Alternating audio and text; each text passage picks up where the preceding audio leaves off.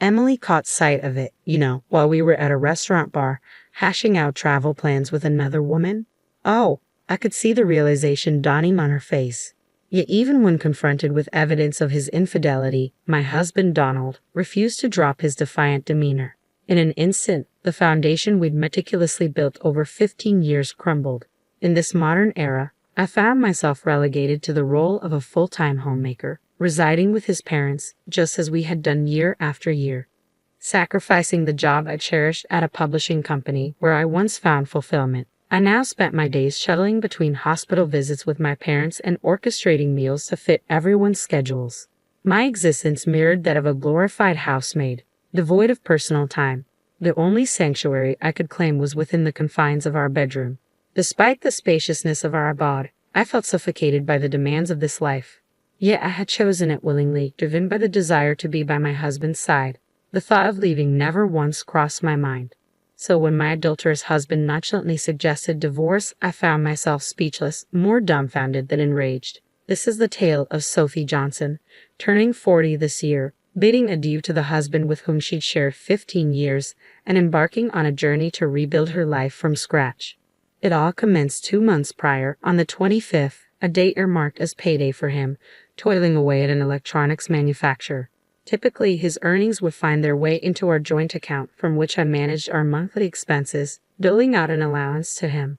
However, on that fateful day, his salary failed to materialize in our shared coffers. I brushed it off initially, attributing the anomaly to a mere glitch. Yet upon his return home that evening, I broached the subject with him, only to discover that he had redirected his earnings to a personal account. "But what about our bills?" I implored, bewildered by this sudden deviation from our established routine. He shrugged off my concerns with casual indifference, assuring me that he would cover whatever expenses arose. His back turned to me, he proceeded to undress, a tangible barrier erected between us. Questions swirled within my mind. Why the secrecy? Why the sudden distrust? In our decade and a half together, we had never encountered such a breach of transparency. We had diligently saved in our joint account, rendering any delays inconsequential. Yet here we were, grappling with a rift born of financial autonomy. As I attempted to reconcile his actions with our shared history, he lashed out, his words dripping with disdain. "It's my hard-earned money," he spat, dismissing my concerns as unwarranted reproach. In the ensuing weeks, our discord intensified. His nocturnal absences grew more frequent, his excuses increasingly flimsy. The harmony we once enjoyed dissolved into acrimony, leaving me to ponder where it all went awry. As the days stretched into weeks, I found myself shouldering the blame, questioning my own inadequacies. How had a seemingly innocuous incident spiraled into such profound estrangement? Then, one day, it all came crashing down. I received a message from Emily, a former colleague from my publishing days, proposing lunch, a welcome invitation amidst our busy lives. Though we don't connect as frequently as we once did, we make it a point to catch up at least once or twice a year. So 2 days later, we found ourselves seated in a quaint cafe in the neighboring town. Our conversation drifted to the recent transition of my in-laws into a care facility, a topic that weighed heavily on my mind. Emily listened attentively as I recounted the adjustments and challenges of this new phase in my life. "It must be a relief for you," she remarked, sensing the burden I had been carrying. Indeed, amidst the responsibilities of tending to my parents-in-law's needs, there was a semblance of ease in my daily routine. For the first time since my single days, I savored the luxury of setting aside time for a casual meeting with a friend. As we exchanged updates on our lives, Emily couldn't help but express admiration for my dedication as a daughter-in-law. "Is Donald still hands-off?" she inquired, prompting a sigh from me. "Yes, he hasn't changed much," I admitted, resigned to his perpetual disengagement. Our conversation meandered to our respective husbands' attitudes and contributions, or lack thereof. While Emily's spouse demonstrated unwavering support and assistance, mine remained indifferent to household responsibilities. Reflecting on the disparity in our incomes, I confessed to Emily the constraints that tethered me to my domestic role, despite my yearning to pursue my career aspirations. Her empathy served as a balm to my frustrations, validating the challenges I grappled with daily. As we indulged in a warm vegetable salad, Emily's probing gaze prompted a moment of introspection. "How are things with him?" she inquired, sensing the unspoken turmoil lurking beneath my facade. I hesitated, grappling with the desire to shield my husband from further scrutiny. With a forced smile, I glossed over the recent discord, unwilling to cast him in a negative light. Midway through serving the salad, Emily paused, her expression a mix of concern and understanding. "I'm sorry," she murmured softly, sensing the weight of my unspoken words. Sophie's words hung in the air, heavy with unspoken apprehension. She seemed to possess a knowledge I wasn't yet privy to, leaving me flustered and at a loss for words. With a solemn expression, she recounted an encounter from a few days prior. An innocent visit to a dining bar near her office had unraveled into a startling revelation. As she made her way to the restroom, she crossed paths with a figure I recognized all too well, my husband. His casual demeanor raised suspicions, prompting Sophie to discreetly observe his interactions. What she witnessed shattered the facade of our marriage, a clandestine rendezvous with a woman who bore no resemblance to me. The intimacy of their exchange, their bodies leaning in close, served as irrefutable evidence of his betrayal. I couldn't reconcile this damning portrait with the man I thought I knew. Despite our recent discord, infidelity seemed inconceivable. Yet Sophie's account painted a damning picture, one I couldn't ignore. Attempting to cling to denial, I prayed for a logical explanation, perhaps a misunderstanding, a misinterpretation of innocent intentions. But as I returned home, the absence of his favorite garments served as a haunting confirmation of Sophie's suspicions. His once beloved shirts, meticulously cared for and prominently displayed, were conspicuously absent, leaving behind a void I couldn't ignore. With a heavy heart, I confronted him, grasping at straws in a desperate bid for reassurance.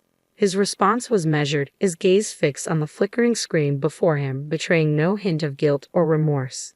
As I stood before him, grappling with the harsh reality of his deceit, an email notification pierced the silence. It was from Sophie, a cruel confirmation of her findings. A reservation at a Malibu hotel, complete with a lavish dinner, a stark testament to his infidelity. In that moment, the ground shifted beneath me, the world I knew crumbling into shards of betrayal and shattered trust.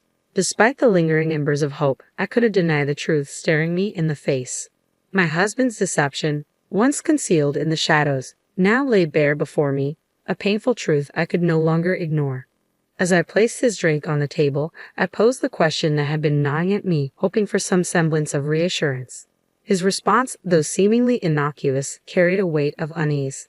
For the past month, since that fateful payday, his demeanor had grown increasingly distant. Yet now, as I inquired about his missing shirt, he met my gaze head-on, an unusual display of engagement amidst his recent aloofness.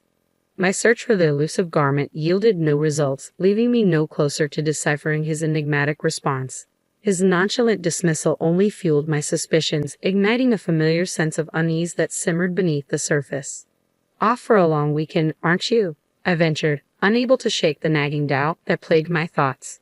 His vague response only deepened my skepticism, casting doubt on the veracity of his words. As memories of Emily's ominous warning resurfaced, the pieces of a troubling puzzle began to coalesce. The mention of Malibu, the allure of prime-grade steak, all too familiar now, like the echoes of a foretold prophecy. Before I could censor myself, the words spilled from my lips, a culmination of mounting frustration and betrayal. His reaction, a fleeting glimpse of the man I once knew, dissolved into a mask of wariness and resentment. In the ensuing silence, punctuated only by the hum of the computer, I found myself engulfed in a maelstrom of emotions. His accusatory gaze bore into me, a reflection of the simmering tension that lingered between us. Rummaging through our room in a desperate bid for answers, I grappled with the painful realization that some truths were too painful to confront. Despite my efforts, the evidence remained elusive, flipping through my fingers like grains of sand. As his words hung heavy in the air, I couldn't help but wonder what else lay hidden, leaving me grappling with the stark reality unfolding before me. In moments like these, I expected him to stumble over his words, to offer feeble excuses in a futile attempt to salvage what remained of our fractured trust. But instead, his response was callous, his demeanor unyielding as he met my disbelief with defiant silence. "What's the point?" he retorted, his words laced with contempt, leaving me reeling in disbelief. As he hurled accusations my way, I felt the weight of his words like a physical blow, my head throbbing with the strain of it all. And then, with chilling indifference, he uttered those damning words. "I'm okay with getting a divorce."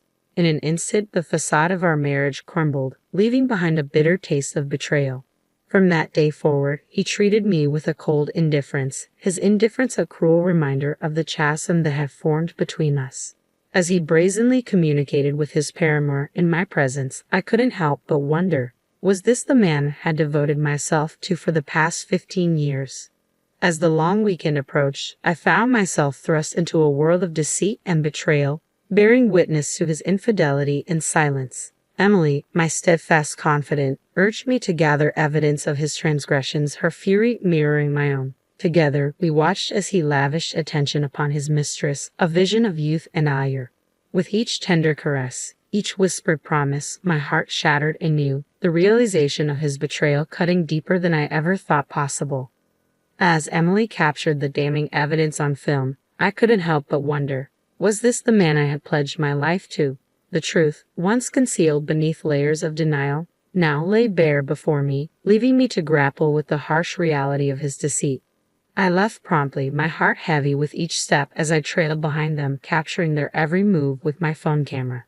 From the moment he picked her up outside her apartment to their leisurely stroll arm in arm along Monterey Bay, I documented their every interaction, each click of the shutter accompanied by a pang of sadness. Despite the ache in my chest, I couldn't bring myself to shed a tear.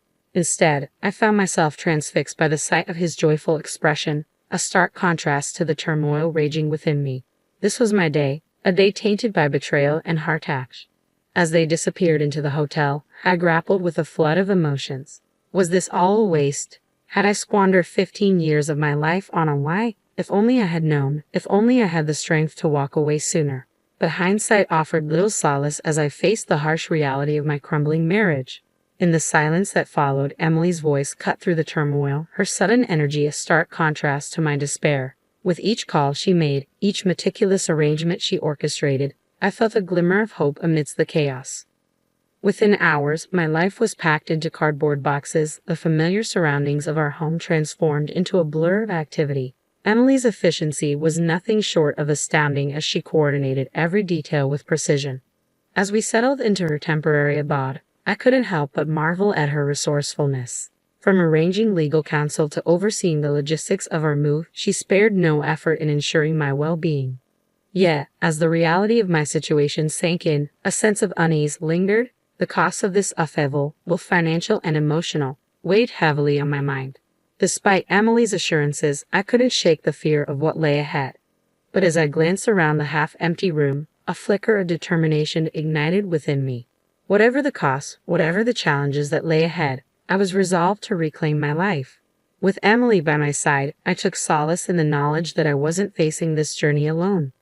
I made these decisions without consulting him, knowing full well that he would be furious upon his return from his trip. As our relationship continued to deteriorate, I sank into a deep depression, grappling with the weight of my choices. It was then that Emily's reassuring slap on my back jolted me from my despair. Being a homemaker is a respectable job, she reminded me, her words a balm to my wounded spirit. The money you've saved from being frugal is yours, and it's his fault. He promised to transfer the necessary funds after all. Let him foot the bill for your independence. Her words struck a chord within me, stirring a newfound sense of resolve. With one last glance around the house we had shared for 15 years, I felt a surge of determination wash over me. Perhaps I had underestimated my own strength all along. With Emily's unwavering support, I embraced the next chapter of my life with newfound courage. As I left the familiar confines of our home behind, I couldn't help but marvel at the transformation that had taken place within me. On the last day of the long weekend, I made the decision to sever ties with my husband once and for all. With trembling hands, I answered his call, steeling myself for the confrontation that lay ahead. You said you were okay with a divorce, right? I stated firmly, refusing to back down in the face of his protests. Well, I'm divorcing you, and I expect you to cover the costs of my living expenses. His angry retort only fueled my determination as I hung up the phone, cutting off his attempts at reconciliation. It was a moment of liberation, a final act of defiance against years of subjugation. In the months that followed, I navigated the complexities of divorce with Emily's guidance, securing alimony and living expenses to support my newfound independence. Despite the uncertainty that lay ahead, I found solace in the knowledge that I was finally free. With Emily's encouragement, I embraced a new career as a writer, drawing upon my years of experience as a homemaker to share my insights with others. It was a fresh start, a chance to reclaim my identity and forge a path of my own. Yet amidst the flurry of new beginnings, a surprising phone call from my mother-in-law offered an unexpected sense of closure. Her words of gratitude and acceptance reaffirmed my belief that those 15 years were not wasted, that every hardship had led me to this moment of liberation. As I wiped away tears of gratitude, I embraced the newfound sense of peace that washed over me. It was a testament to the resilience of the human spirit, a reminder that even in the darkest of times, there is always hope for a brighter tomorrow.